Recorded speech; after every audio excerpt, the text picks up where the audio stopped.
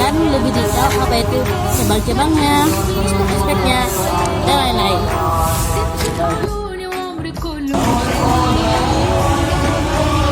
Cabang linguistik yang pertama adalah linguistik deskriptif. Seperti yang kita tahu, deskriptif memiliki arti apa adanya tanpa dikurangkan atau dilebihkan. Jadi, linguistik deskriptif memiliki arti ilmu yang mengkaji bahasa dan pada masa tertentu dan dengan apa adanya tanpa dikurangkan atau dilebihkan.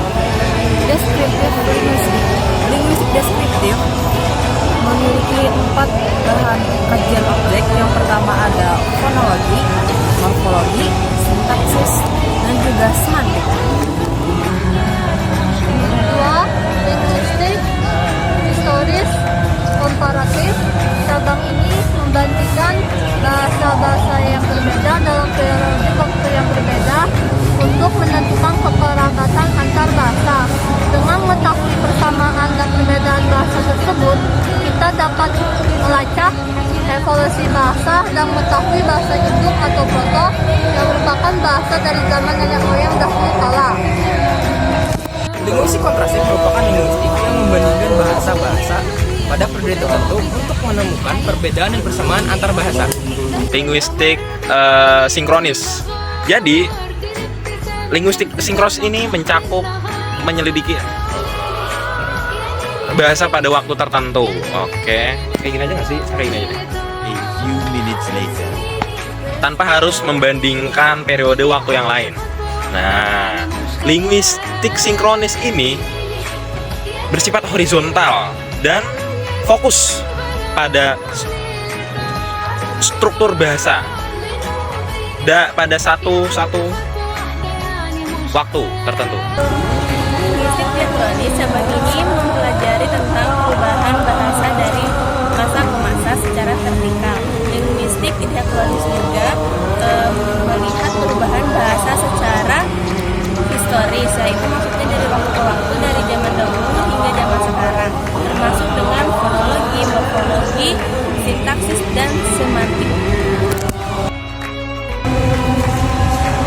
Apa sih hubungan linguistik dengan ilmu lain? Jangan salah ya, linguistik itu tidak berdiri sendiri. Justru dia berhubungan erat banget sama ilmu lain. Nah, berikut ini ilmu-ilmu yang berhubungan erat dengan linguistik. Ada psikolinguistik. Psikolinguistik adalah gabungan antara linguistik dan psikologi. Psikolinguistik mempelajari tentang pemerolehan bahasa dan perubahan bahasa akibat latar belakang psikis. Psikolinguistik juga membantu dalam memahami gangguan bahasa seperti disleksia. Sosiolinguistik. Sosiolinguistik sendiri adalah gabungan dari sosiologi dan linguistik. Sosiolinguistik sendiri mempelajari suatu aspek sosial dan kegiatan berbahasa. Contohnya itu seperti perbedaan bahasa berdasarkan gender, kelas sosial, dan lingkungan. Hal inilah yang dapat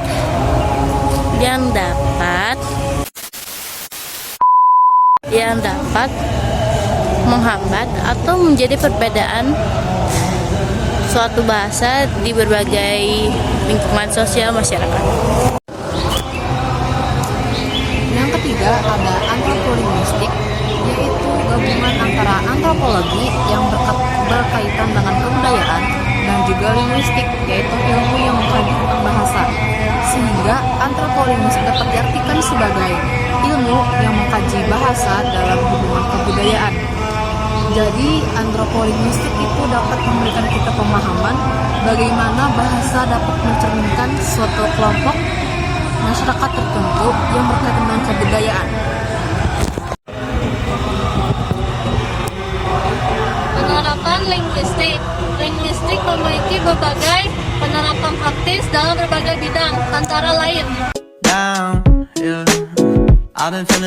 Di sini saya akan menjelaskan dialektologi. Oke, dialektologi merupakan cabang yang mempelajari variasi bahasa menurut geografi, yaitu dialek. Dialektologi dapat membantu memahami perbedaan dalam satu bahasa, yaitu misalnya dialek Banjar Dayak, dan Betawi. Leksikologi ini bisa loh membantu kita dalam mempelajari perkembangan bahasa, seperti munculnya kata baru dan perubahan makna kata. Leksitok statistik atau glotokronologi.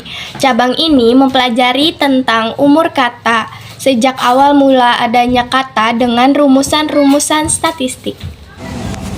Leksikostatistik dapat digunakan untuk membantu mengidentifikasi bahasa induk atau bahasa proto. Bahasa proto ini ialah bahasa yang digunakan oleh nenek moyang kita terdahulu dengan menganalisis hubungan kekerabatan antar bahasa melalui perbandingan kosakata dasar. Linguistik merupakan ilmu yang kompleks dengan berbagai cabang, penerapan praktis, dan berhubungan dengan ilmu lain. Dan hubungan kekerabatan antar bahasa.